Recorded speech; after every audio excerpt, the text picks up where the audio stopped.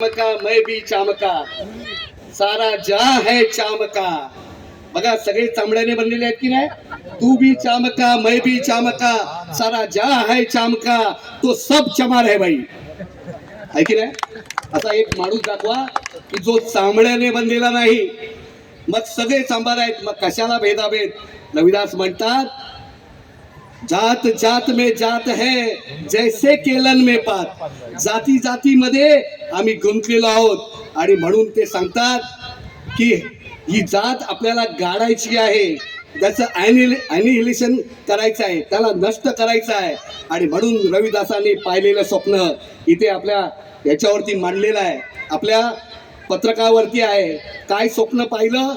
ऐसा चाहूं राजमय जहां मिले सबन को अन्न, ऐसा चाहूं राजमय जहां मिले सबन को अन्न, छोटे बड़े सम सम बसे रहे रहे दास प्रसन्न, रहे रहे दास प्रसन्न. असा समतामूलक समाज रचना असलेला भारत आपल्याला निर्माण करायचा आहे. काय आपण हा निर्माण करू शकलेलो आहे. मी जरा जगभरात तुम्हाला घेऊन जातो. जगभरात चर्मकार समाजात जन्मलेल्या माणसाने इतिहास घडवलेला आहे. आपल्याला माहिती असेल की अमेरिकेतला अब्राहम लिंकन हा एक चमाराच्या पोटी जन्माला आलेला महापुरुष आहे. त्याने असं म्हटलं की माझा बाप ज्या पद्धतीने जोडा शिवतो त्या कुशल पद्धतीने मला प्रशासनही चालवता येणार नाही. Abraham Lincoln, Louis Pasteur, Adolf Hitler हे सगळे कोण होते. चर्मकार होते. आणि तुम्हाला हे सांगून मी थांबणार आहे की आपल्याला माहिती असेल की रशियाचा राष्ट्राध्यक्ष स्टॅलिन याचं 1953 साली निधन झालं.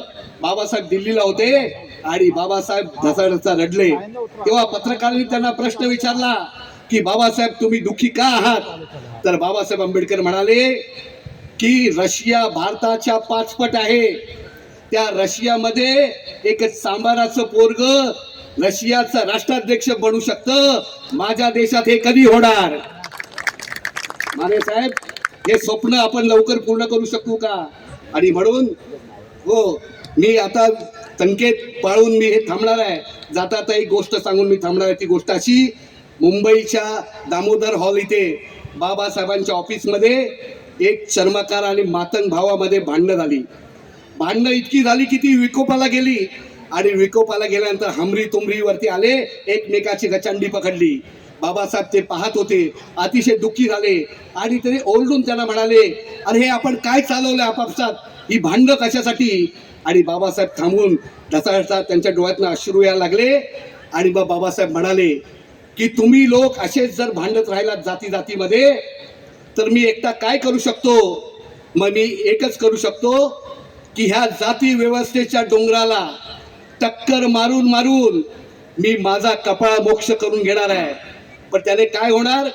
मी हा जाती व्यवस्थेचा डोंगर उखडून फेकून देऊ शकणार नाही. पण तू एक गोष्ट होईल की माझं रक्तबंबाळ झालेलं डोकं बघून माझा हे पुढची जमात हा जाती व्यवस्थेचा डोंगर उद्ध्वस्त केल्याशिवाय राहणार नाही. पण काय झालं, आपण हे समजू शकलो नाही. आपण बाबासाहेबांचं हे शब्द समजू शकलो नाही. आजही जाती जातीमध्ये आपण विभागलेलो आहोत. आणि म्हणून हा सगळा शेड्यूल कास्ट एकत्र आला तर मला असं वाटतं की हा जाती व्यवस्थेचा डोंगरच काय, या देशातली सत्ता सुद्धा आपण हातात घेऊ शकतो. आणि बाबासाहेब म्हणाले की स्टॅलिन रशियाचा अध्यक्ष होऊ शकतो. रशियात हे शक्य झालं.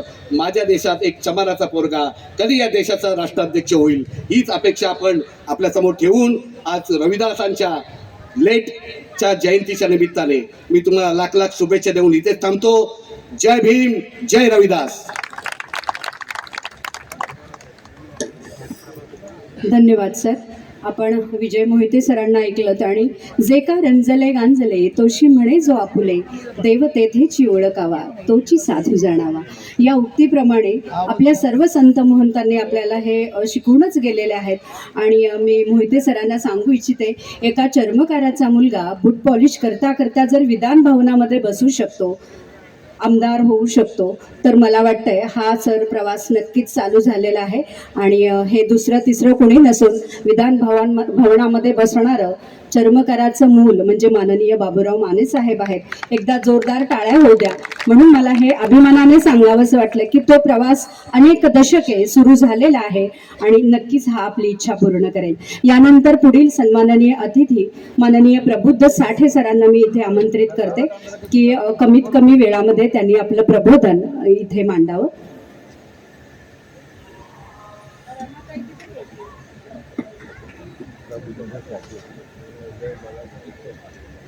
कमीत कमी वेळेमध्ये मी आता पेटवणार आहे तुमची मनं उद्याच्या ज्वालामुखीसाठी. मी आता पेटवणार आहे तुमची मनं उद्याच्या ज्वालामुखीसाठी. बुद्ध, संत रविदास, शिवराय फुले, शाहू आंबेडकर, कक्कया महाराज, लोकशाहीर अण्णाभाऊ साठे यांनी पेटवलेली विचाराची ज्योत काळजात रक्तवतून जिवंत ठेवणार आहे. ज्याने आम्हाला गुलाम केलं त्यांना जाळण्यासाठी. अरे फडकविणार आहे मी माझ्या संत रविदासाच्या क्रांतीचा, परिवर्तनाचा, विचाराचा झेंडा मनोवाद्याच्या थडग्यावरती. मी आता पेटवणार आहे तुमची मन उद्याच्या ज्वालामुखीसाठी, उद्याच्या ज्वालामुखीसाठी. भगवान गौतम बुद्ध, संत रविदास, बहुजन प्रतिपालक छत्रपती शिवाजी महाराज, राष्ट्रपिता महात्मा ज्योतिबा फुले, छत्रपती शाहू महाराज, छत्रपती संभाजी महाराज, वैश्विक प्रणेते महामानव डॉक्टर बाबासाहेब आंबेडकर, महात्मा ज्योतिबा फुले, क्रांती ज्योती सावित्रीबाई फुले, आंबेडकरवादी लोकशाहीर अण्णाभाऊ साठे, संत कक्कया, माता जिजाऊ भीमाई रामाई या विचारांना, आदर्शांना प्रथमतः अभिवादन करतो. राष्ट्रीय चर्मकार संघ आदरणीय बाबूरावजी माने साहेब यांच्या नेतृत्व आणि मार्गदर्शनाखाली राष्ट्रीय चर्मकार संघाच्या वतीनं सामाजिक परिवर्तनाची चळवळ गतिमान करण्यासाठी हा जो मेळावा आयोजित केलेला आहे त्या सर्व चर्मकार बांधवांना, सर्व मातंग बांधवांना, कक्कया समाजांना, इतर सर्व चर्मकाराच्या सर्व पोट जातींना मी या कार्यक्रमाच्या निमित्तानं मंगलमय शुभेच्छा व्यक्त करतो आहे. चर्मकार समाज हा माझा सक्का भाव आहे. बौद्ध समाज जसा माझा भाव आहे, मातंग समाज जसा माझा भाव आहे, तसं चर्मकार समाजाचे नातं माझं नैसर्गिक नातं आहे. व्यवस्थेनं ज्यांना अधिक कमी जास्त छळलं ते बौद्ध आणि मातंग चर्मकार यांचा जर एक समाज झाला तर मनोवाद्याची माती झाल्याशिवाय राहणार नाही. याचं जागर करण्यासाठी हा मेळावा.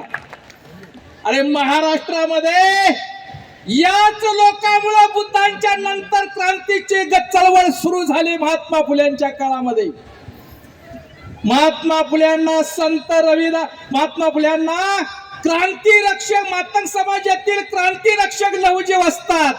रानवा महार आणि चिमाजी अप्पा चांबार या महार मान चांबारानं सहकार्य केलं म्हणून महात्मा फुल्यांनी क्रांतीची चळवळ उभा केली. हा इतिहास आहे, लक्षात घ्या. आणि म्हणून डॉक्टर बाबासाहेब आंबेडकरांनी, अरे आंबेडकरवाद राष्ट्रवाद आहे. लोकशाहीर अण्णाभाऊ साठेचा अहमदपूर तालुक्यामध्ये कार्यक्रम होता आणि अण्णाभाऊ साठे म्हणायचे जगबद्दल घालून घावं गेले सांगून मला भीमराव. तिथल्या पुढाऱ्याने विचारलं, अण्णाभाऊ अहो महारा मांगासाठी, चांबारासाठी महात्मा गांधी उघडे नागडे फिरतात, त्या गांधीजीचं तुम्ही नाव नाही घेत आणि बाबासाहेब आंबेडकर सुटबुटात फिरतात, बाबासाहेबांचं नाव घेत आहे, असं कस काय? लोकशाहीर अण्णाभाऊ साठे क्रांतिकारी शाहीर होते. अण्णाभाऊने उत्तर दिलं, गांधीजी उघडे नागडे काय फिरतात तर इथल्या महाराम मांगाने आणि भाऊ चांबाराने आणि बहुजन समाजानं असंच उघड नागड राहावं म्हणून गांधीजी उघडे फिरतात आणि बाबासाहेब आंबेडकर सुटबुटामध्ये काय फिरतात तर माझ्या समाजानं, माझ्या म्हणजे बौद्ध समाजानं, महार समाजानं नाही, माझ्या मातंग समाजानं, माझ्या चर्मकार समाजानं, माझ्या ढोर समाजानं, माझ्या ककाई समाजानं, माझ्या ओबीसी समाजानं, माझ्या मराठा समाजानं, माझ्या मुस्लिम समाजानं इत्यादी बहुजन समाजानं माझ्यासारखं स्वाभिमानानं जगावं म्हणून डॉक्टर बाबासाहेब आंबेडकर सुटबुटामध्ये फिरतात. या डॉक्टर बाबासाहेब आंबेडकरांचा विचार घेऊन आपल्याला कार्य करायचं. मी खरं तर पंढरपूरचा कार्यक्रमावरून बिजी असताना माने साहेब का आलो असेल, सर्वांच्या साक्षीने एका वाक्यात सांगतोय, अनेक जातीचे नेते पाहिले मी, एका जातीच्या अनेक संघटना, प्रत्येक जातीला बहुजन समाजाला जोडायचा आहे, एका जातीच्या अनेक संघटना, पण प्रस्थापिताला भिवून समाज शाणा होईल. संत रविदास यांच्या विचारानं, महात्मा ज्योतिबा बाबासाहेब आंबेडकरांच्या विचारानं समाजाचं प्रबोधन होईल, समाज शाणा होईल. म्हणून नेता, जातीचा नेता समाजाला शाणच होऊ देत नाही, प्रबोधनच करत नाही. बाबूरावजी माने साहेब फार मोठं धाडसाचं काम करतात. प्रस्थापिताच्या कल्पात राहत असता प्रस्थापिताच्या छतावर नाचण्यासाठी चर्मकार बांधवाला तयार करत आहे. समाज शाणा होऊ नये म्हणून इतर जातीचे नेते घाबरतात. खरं म्हणजे प्रबुद्ध साठ्यांना कार्यक्रमाला बोलवणं हे धाडसाचं काम आहे, सहजासहजी नाही. परंतु चळवळीचं वाट बाकीचं काय झालं तरी चालेल, पण समाज शाणा झाला पाहिजे, माझा चर्मकार बांधव हा शाणा झाला पाहिजे. म्हणून कार्यक्रम भरवणारे तुमच्यामध्ये, चर्मकार बांधवामध्ये बाबूरावजी माने सारखे नेतृत्व तुम्हाला लाभलाय, हे तुमचं भाग्य आहे. आणि त्या बाबूरावजी मानेंच्या पाठीवरती धाकटा भाव म्हणून हा प्रबुद्ध साठे या ठिकाणी हजर झालाय. लक्षात. खरं तर वेळ कमी आहे. जात ही काल्पनिक गोष्ट आहे. काय कारण काय केलंय,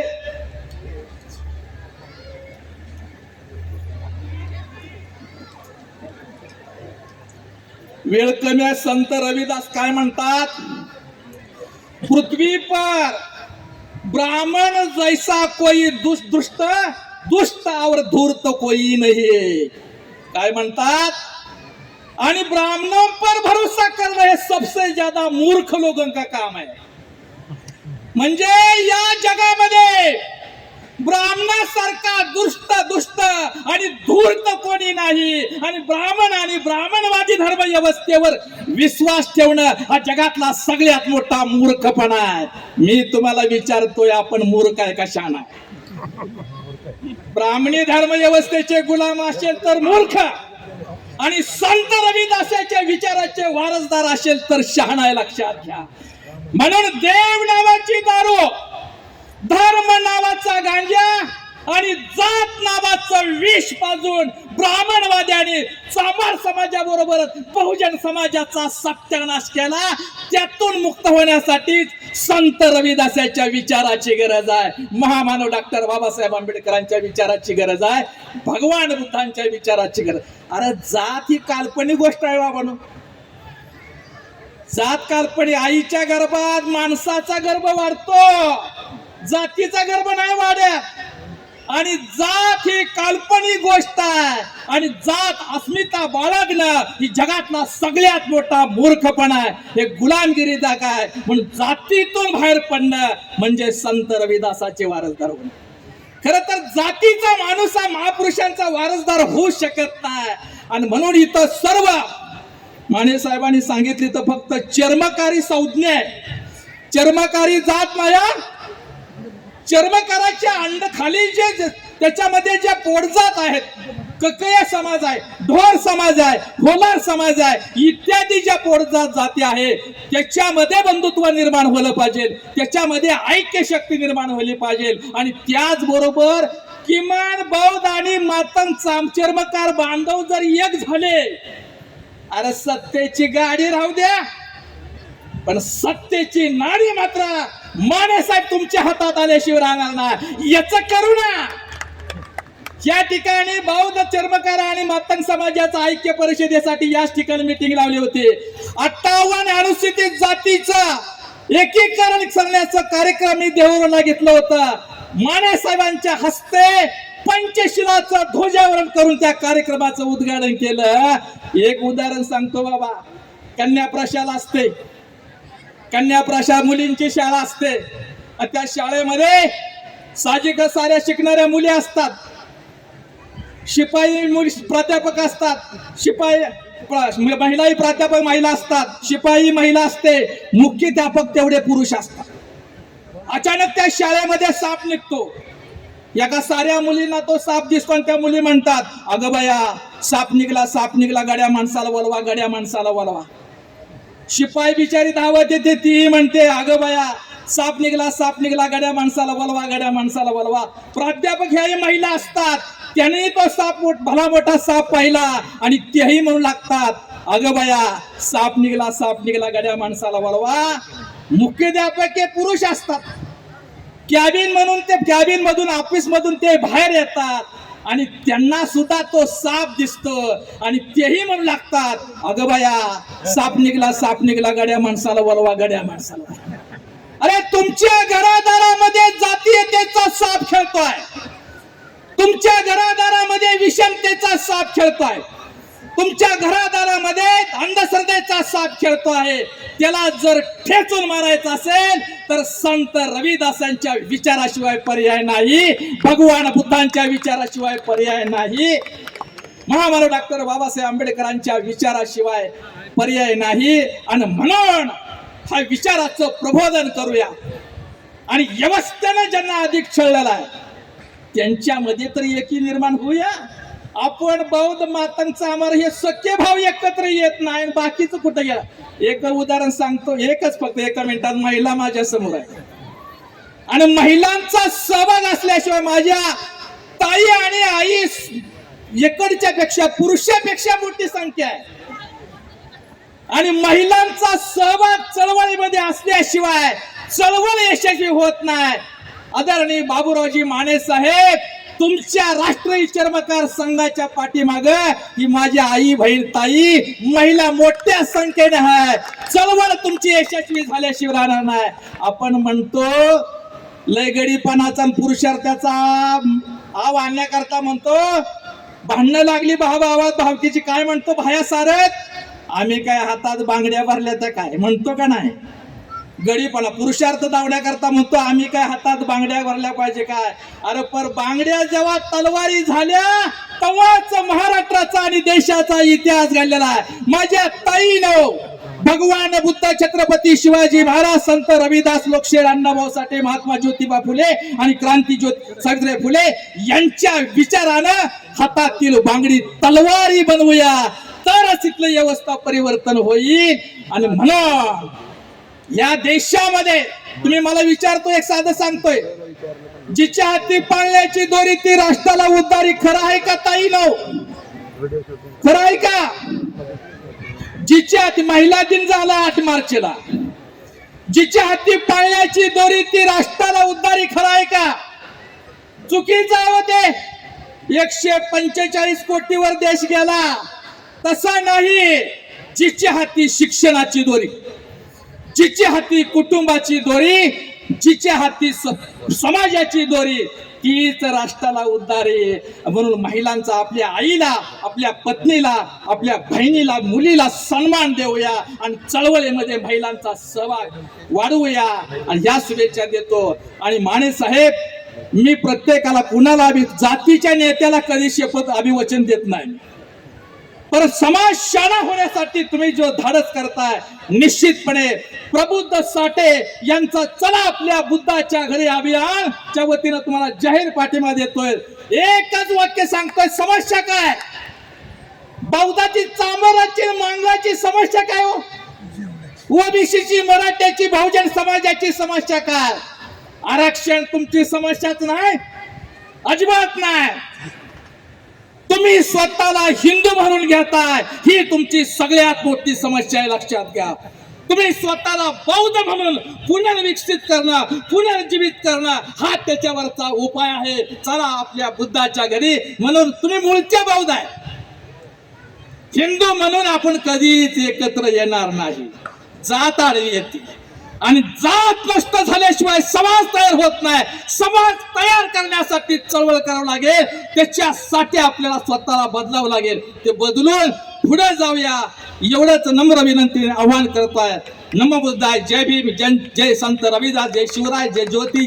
जय लहू. जय अण्णाभाऊ. जय भारत.